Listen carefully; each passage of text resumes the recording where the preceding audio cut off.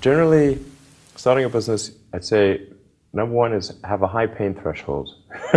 That's There's a friend of mine who's got a good saying, which is that starting a company is like eating glass and staring into the abyss. Okay, that's generally what happens because when you first start a company, there's lots of optimism and things are great, and then so happiness at first is high. Then you encounter all sorts of issues, and happiness will steadily decline, and then you'll go through a whole world of hurt. And then eventually, if you succeed, and in most cases you will not succeed, and Tesla almost didn't succeed, came very close to failure. Then if you succeed, then after a long time, you will finally get back to happiness.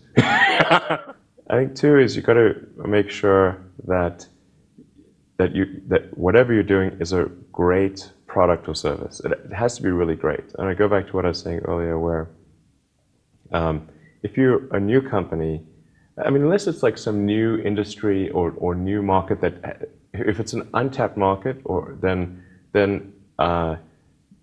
you have more ability to, the standard is lower for your product or service. But if you're entering anything where there's an existing marketplace against large entrenched competitors, then your product or service needs to be much better than theirs. It can't be a little bit better, because then you put yourself in the shoes of the consumer and they say, why would you buy it as a consumer? You're always going to buy the trusted brand unless there's a big difference. So a lot of times, entrepreneur will come up with something which is only slightly better. And it can't just be slightly better. It's got to be a lot better. Number three, I'd say, is constantly seek criticism.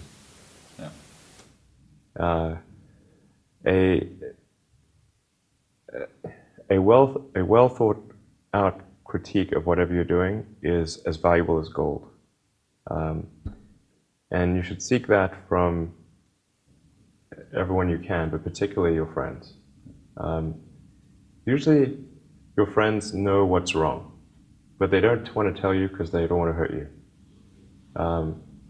So lift you up, sort of. Yeah. So they say, "Oh, I would encourage my friend, so I'm not going to tell him what I think is wrong with this product." Yeah. It doesn't mean your friends are right, but very often they are right, and you at least want to listen very carefully to what they say.